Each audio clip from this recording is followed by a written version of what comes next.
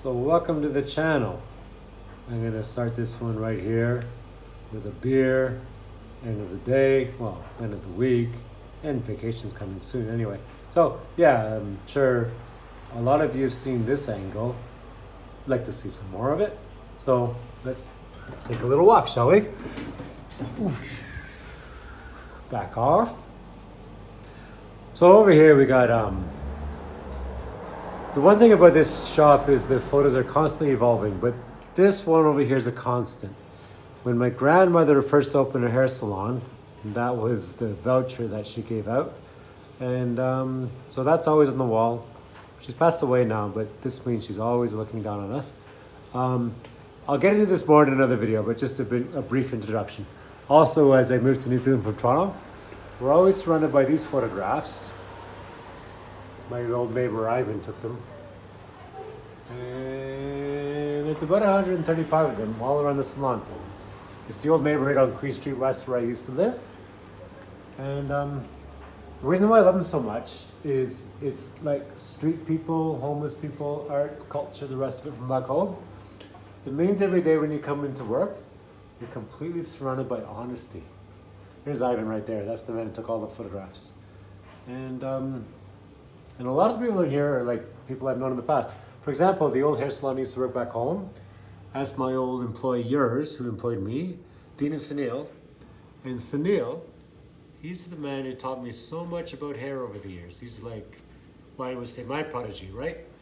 And we all go through, and more and more people. And I know quite a few of them.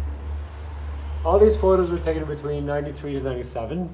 So, you know, it's a big part of my past. And we're surrounded by this day and age. And the last one over there. And then we back off.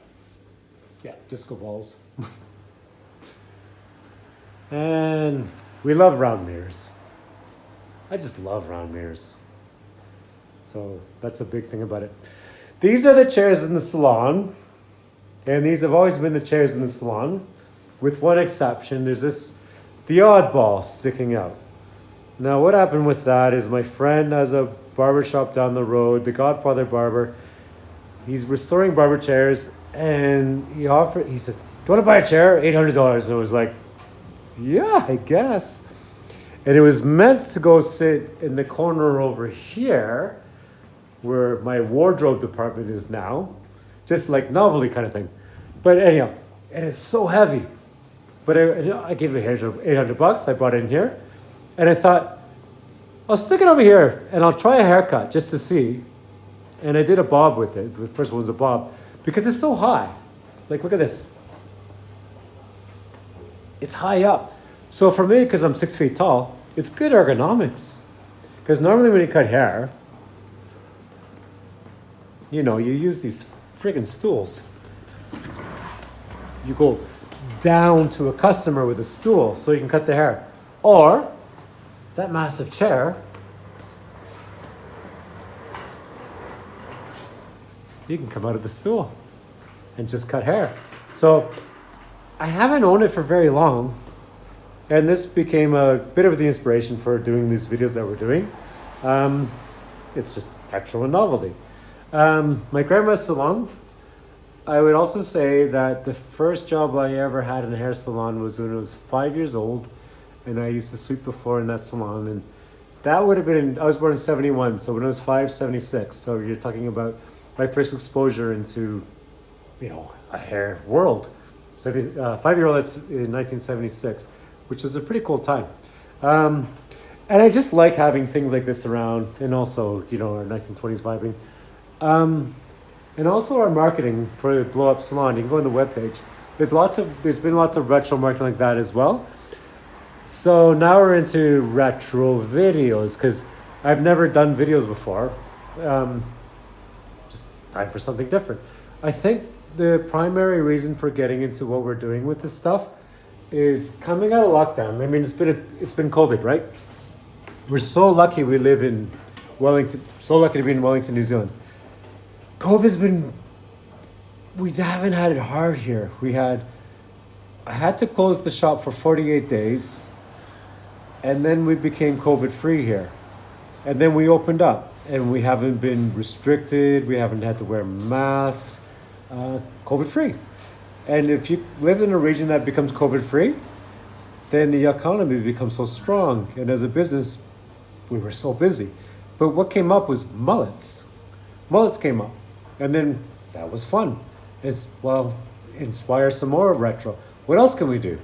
Could we do wedges? Could we do, sky's the limit. So that's part of what inspired doing this. And we're so lucky and appreciative to be in a part of the world where we're unrestricted and we can do these things, to be creative and even more. Even though I am from Toronto, they're not doing so well at the moment. So I'm kind of torn between this and that. I'm lucky we're happy to be doing this stuff. Anyhow, not too much of that. I just don't want to rant too much. Let's get in the wardrobe department. It's cool. So I go around to the Salvation Armies, grab this stuff, and you can, pick yourself, look at it at the time. But the other thing about it is a lot of people are already dressing retro anyway.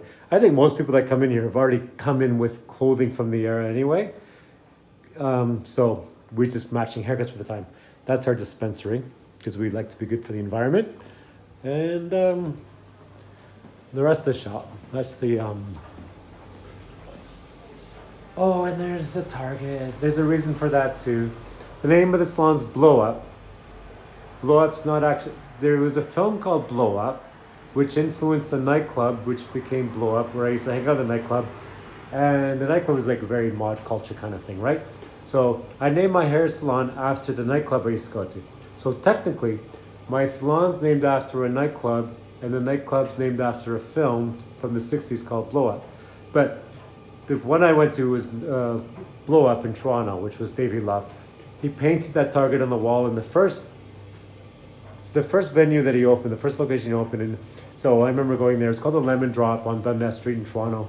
So he painted that on the wall, and when I opened the shop, I had to paint it too. Just like, linking things from your past. So that's why that's there as well. Or as a joke, as a Canadian, like some people come like, what's with the Target? Like, oh, I'm Canadian, we love curling. Not the truth. The truth is linked to Blow Up from Toronto, the nightclub that Davy Love had. And then he was doing it because he liked the movie Blow Up. So I named my hair salon after a nightclub that named the nightclub after a movie. So that's pretty much that. Cool. Laundry's a constant, never ending. Beer's a constant, never ending. Toilet over there with, color mix area. So it gives you an idea what's outside of this space, because everyone's been seeing this space for so long. Reception area. Let's go outside, shall we? It's night in Wellington. Oh, look at this. Structure's new. Now, the thing about Wellington, across the street's like, I love this building over here so much.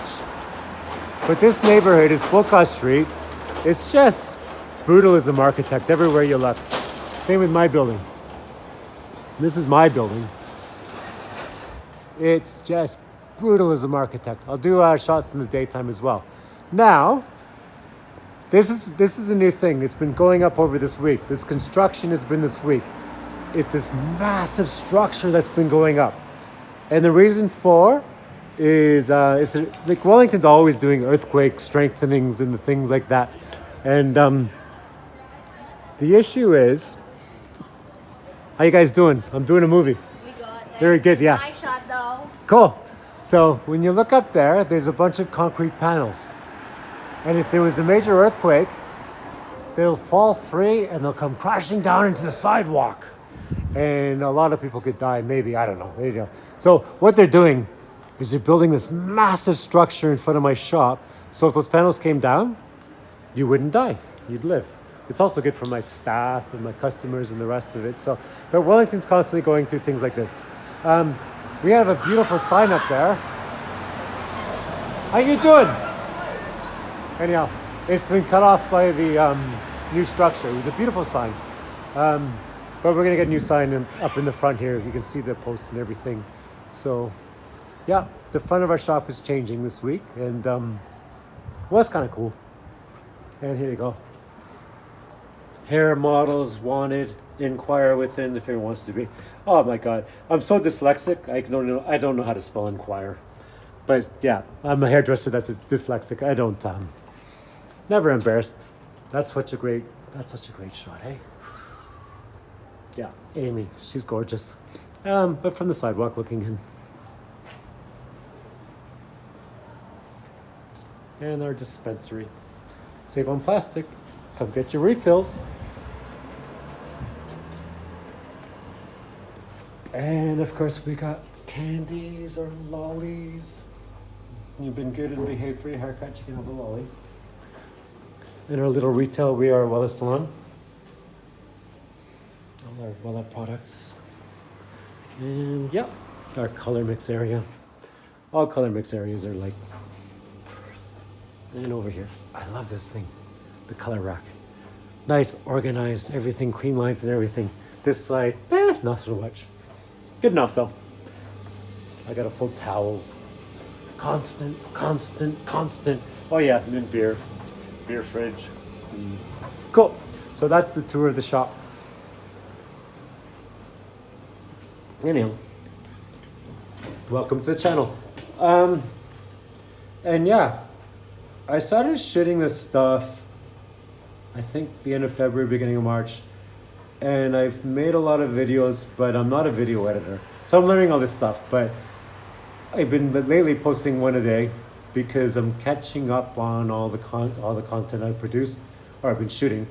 I'm slow with the editing, but I think I've got about 20 or 25 of these I've shot.